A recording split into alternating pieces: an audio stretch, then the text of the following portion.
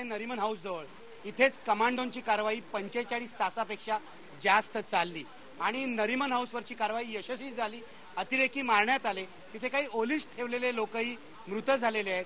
परंतु ते आजूबाजूचे जे बिल्डिंग्स आहेत त्या बिल्डिंग मधल्या रहिवाशांना या कारवाईसाठी बाहेर काढण्यात आलं आणि बुधवारी रात्रीपासून ही सगळे ज्या कुटुंबीय आहेत हे बाहेर आहेत, अजूनही आपल्या घरात गेलेले नाहीत. त्यांना काय वाटतंय आपण बघूया.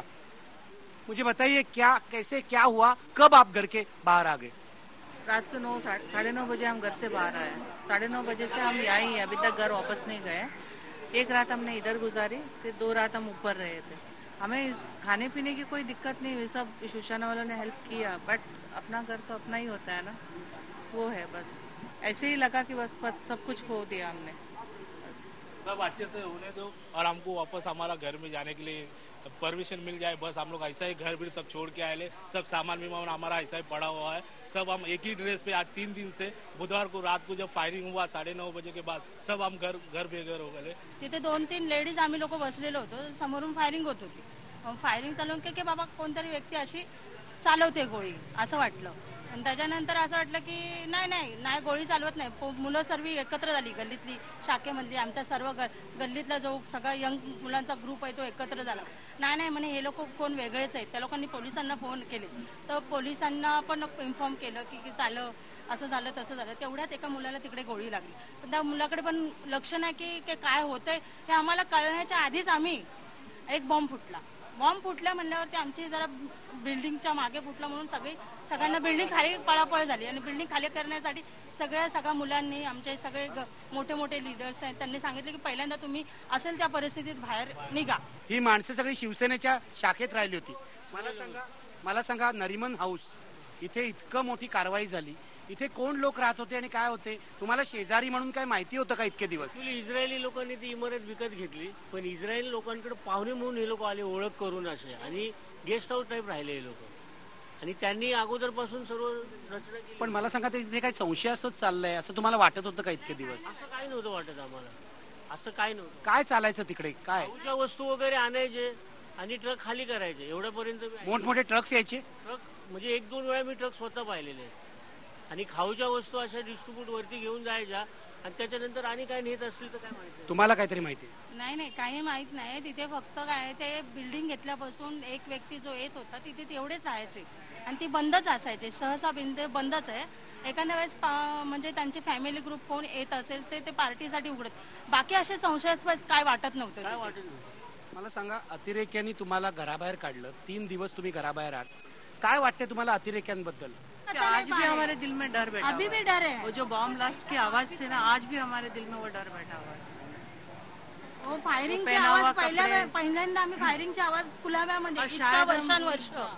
किती वर्ष तुम्ही कुलाब्यात राहता? आता माझं लग्न झाल्यास 25 वर्ष झाले, पण 25 वर्षात अशी कधी घटना घडलेली नव्हती. ही पहिल्यांदा घटना घडलेली आणि आम्ही खरोखर अक्षरशः बंदुकीचा आवाज आणि बॉम्बचा आवाज हे 3 दिवसापूर्वी ऐकली. मुझे इस बच्चे के साथ बात करनी है. तुम्हारा नाम क्या है? हाँ? Jerome Joseph. मुझे बताओ क्या लगता है तुम्हें? देखा तुमने सब ये गोलियां चलती हुई देखा, सब कमांडो देखा, क्या लगता है? बोलो. ऐसा लगता है कि कंप्यूटर में मैं गेम खेल रहा हूँ. हाँ. और सब बॉम्ब फोड़ रहे हैं. हाँ. और बहुत डर लग रहा है. डर लग रहा है? तो डर लगता है तब तुम क्या करते हो? मैं अपनी कान बंद कर देता हूँ. हाँ. बहुत जोर से बॉम्ब की आवाज आती है तो मैं घर के अंदर चले आता हूँ.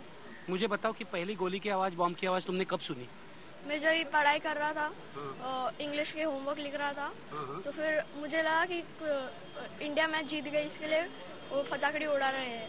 मगर मैंने जैसे ही खिड़की में से झाँका और बाहर देखा तो आतंकवादी लोग शूटिंग कर रहे थे बाहर. तो मैं बहुत डर गया था. तो मम्मी को बोला कि अपन नीचे जाएंगे.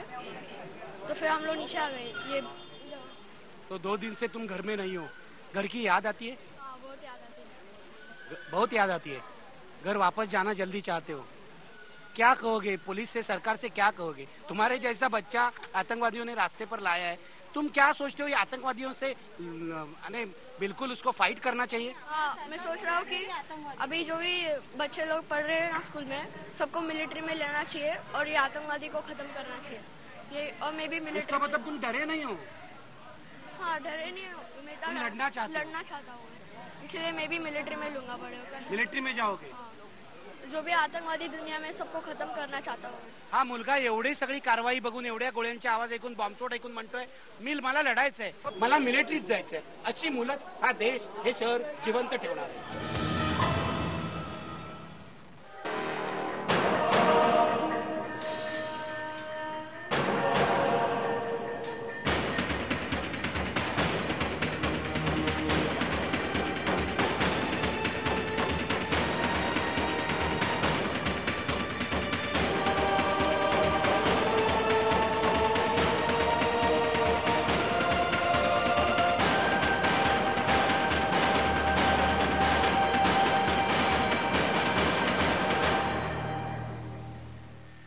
मी आता आहे ओबेरॉय हॉटेल जवळ.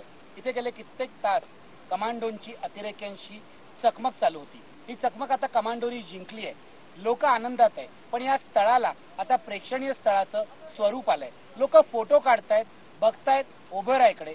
कदाचित टुरिस्ट गाइडही आता बाहेरून येणाऱ्या लोकांना इथे आणतील. सर, मैंने देखा कि आप मोबाइल से कुछ शूट कर रहे थे, फोटोग्राफ निकाल रहे थे. हाँ जी, क्या आपका मकसद है? आप क्यों आए हैं? मैं एक्चुअली इधर आया देखने के लिए वाशी से. बहुत सैड आप मेमोरीज. वाशी से आए? हाँ जी, यहाँ देखने स्पेशली, और बहुत सैड मेमोरीज है जो कि मैं इसमें क्लिक कर रहा हूँ. जाके अपने फ्रेंड्स को भी बताऊंगा ये सब. But really it is very bad. आपने कहा सैड मेमोरीज है, क्या लग रहा है आपको? लग रहा है जैसे कि इतनी अच्छी जगह है जो कि हम अक्सर यहाँ आया करते हैं. अच्छा, आप ओबेरॉय में आया करते थे? हम आया करते थे. Used to have dinner sometimes. And but अभी लग के बहुत बुरा लग रहा है देख के. And it's really bad. आप कितने साल से मुंबई में रह रहे हैं? मैं 36 साल से मुंबई में. 36 साल से. तो आप मुंबई कर हाँ है. जी. एज ए मुंबई कर क्या लगता है हम इस सारे सदमे से बाहर आएंगे? जरूर आएंगे. वी आर मुंबई कर end this thing doesn't beat us. ये सब चीजों So say you are Hum not डरते afraid? नहीं. जब तो यहाँ हैं हम. अगर डरते तो हम बाहर ही नहीं आते.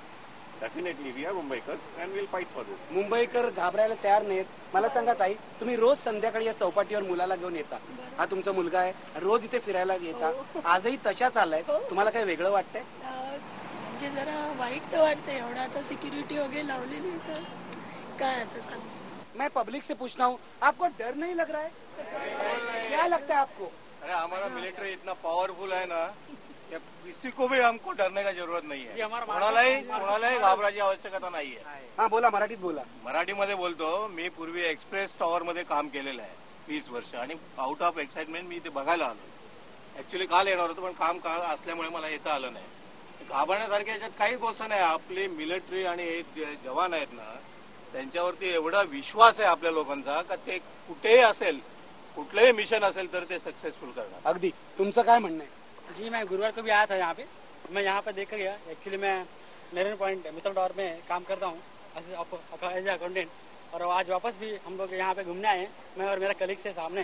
तो हम लोग यहाँ हर दिन आते हैं, एंड पॉइंट जाते हैं. डर नहीं लग रहा है? जी बिल्कुल नहीं. मार्कोस कमांडो जो हमारे देश के लोग, इतने लोग एक्सपर्ट है, इतने अच्छी तरह से लड़के हम सबको बचाया है. पूरा मुंबईकर को हम सलाम करते हैं उनको.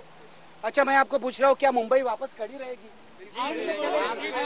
कोई डर नहीं रहा है. हो गई ऑलरेडी. अच्छा, खड़ी हो चुकी है. खड़ी हो चुके हैं. और हम लोग विदर्भ से है, यहाँ पे जॉब करते हैं, और इस बात का हमें कोई डर नहीं है कि यहाँ पे जो भी हमला होगा उसके बाद भी हम आएंगे यहाँ पे और जॉब करेंगे. किसी बात का डर नहीं है हमें.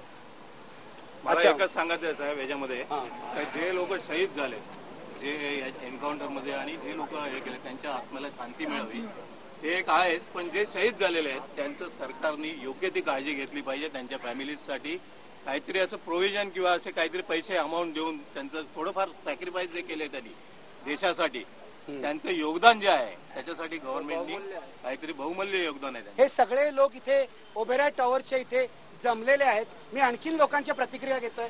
सर, मैं मुंबई में रहता हूँ 38 साल से, तो मुझे बहुत फील हुआ इसके लिए. और मैं बोलता हूँ कि बॉम्बे में पासपोर्ट सिस्टम होना चाहिए एंट्री के लिए. You pay to government 25 lakhs for bond, और आपको उसके बाद एंट्री मिलेगा बॉम्बे में. Otherwise no entry to Bombay. लेकिन फिर भी आपको लगता है ये शहर आपका है, ये खड़ा रहेगा, दौड़ेगा? सर, कुछ फर्क नहीं पड़ता बॉम्बे कर को, because it's very strong people here. They are not concern with this people. तुमचं काय म्हणणं आहे सांगा. सर मी आत्ताच gateway of India, marine house इकडेही ऑब्झर्वेशन करून आलेलं आहे. ठीक आहे, पण जी सिच्युएशन मी पाहिलेलं आहे आपल्या कमांडोजनी वगैरे जे काय ऑपरेशन केलं ते खरोखरच त्याची शब्दामध्ये गणनाच करता येत नाही. एकदम जबरदस्त हे केलेलं आहे. ते ऑपरेशन जे केलेलं आहे ना ते खूपच चांगलं केलेलं आहे. आणि जे कमांडोज आहेत त्यांच्यामुळे तर आपण मुंबईकर म्हणा किंवा जे लोक आतमध्ये ओलीस झाले होते ते सुद्धा बाहेर निघालेले आहेत. याच्याबद्दल काय आपल्या महाराष्ट्र सरकारनं सुद्धा आपलं जे ATS म्हणून जे आता 2004 मध्ये एक हे केलेलं आहे, नवीन स्क्वॉड तयार केलेलं आहे. त्याच्यामध्ये जसं SG नॅशनल सिक्युरिटी गार्ड म्हणून हे जे कमांडोज आहेत त्या टाईपचं त्यांनाही प्रशिक्षण द्यायला पाहिजे, करायला पाहिजे. मी तुम्हाला दुसरा प्रश्न विचारतो. आता बघा मुंबई शहरामध्ये होर्डिंग लावली आहे. ATSचे जे अधिकारी शहीद झाले त्यांना वेगवेगळ्या पार्टीनी लावली आहे. पण तुम्हाला असं नाही वाटत की होर्डिंग आता ते श्रद्धांजली वाहतात या पार्टीवाल्यांमुळेच, या राजकारण्यांमुळेच ही परिस्थिती आली आहे? हा, मला असं वाटतं. काय वाटतं, बोला. काय वाटतं म्हणजे हे बघा की आता एवढं मोठं ऑपरेशन आहे, त्या ऑपरेशनसाठी त्यांना ज्या दिलेल्या सुविधा आहेत, म्हणजे आता आपण असं पेपरला वाचलेलं आहे किंवा आपल्याला टीव्हीवरून समजलेलं आहे की त्यांना ज्या गोळ्या लागलेल्या आहेत त्या छातीमध्ये लागलेल्या आहेत, शरीरामध्ये इतरत्र लागलेल्या आहेत. तर त्यांना जे सुविधा ज्या दिलेल्या आहेत आपल्या सरकारने त्या दुय्यम दर्जाच्या दिलेल्या आहेत असं मला वाटतं. आप सुन रहे हैं, क्या लगता है ये शहर खड़ा रहेगा? एकच गोष्ट अशी होते की माणसाने अलर्ट राहायला शिकलं पाहिजे. म्हणजे शेजारी काय चाललेलं आहे, कोण माणूस काय करतोय, हा प्रत्येकाची जबाबदारी प्रत्येकाने घ्यायला. कोणीही इथे घाबरलेलं दिसत नाही. मला सांगा तुमचं काय म्हणणं आहे? शहर के अंदर बहुत स्ट्रेंथ है. हाँ, शहर के लोग बहुत स्पिरिट वाले लोग हैं. ये वापस अपने शहर को खड़ा हुआ देखेंगे और उसमें उसी स्पिरिट के साथ काम करेंगे. और ये जितने NSG के हमारे जो कमांडोज हैं इन्होंने जो स्पिरिट दिखाई है, इन्होंने कुछ नहीं देखा कि कौन सी जाति का है, कौन सी पार्टी का है, कौन से देश धर्म का आदमी है. उन्होंने सबको उसको बचाने की कोशिश की है उन्होंने. और मैं बोलता हूँ कि ये स्पिरिट जो कमांडोज के अंदर देखी है वो हर एक नागरिक के अंदर आ जाएगी तो देश खड़ा होने में, हमारा शहर खड़ा होने में कुछ टाइम नहीं लगेगा. सर आप सब लोगों ने LNG को सैल्यूट किया. मैं आपको सैल्यूट करता हूँ कि ये हम सबका शहर है और हम सब लोगों ने ये सब शहर खड़ा किया है. Thank you very much. हे होतं माझं शहर आणि माझी माणसं. सकाळी सुरू झालेला माझा प्रवास इथे संपलाय. समुद्र माझ्या साक्षीला आहे. माझ्यासारख्या मुंबईकराला दिलासा मिळालाय. माझं शहर विस्कटलं असलं तरी उद्ध्वस्त झालेलं नाहीये. माझी माणसं जखमी झाली असली तरी सुद्धा हरायचं नाकारतायत. पुन्हा एकदा लढण्यासाठी ती सज्ज झाली आहेत. बचेंगे तो और भी लढेंगे असं म्हणतायत. हीच या शहराची खासियत आहे. हे शहर पुन्हा एकदा उभं राहणार आहे. नुसतं उभं नाही राहणार आहे, वेगाने धावायला लागणार आहे.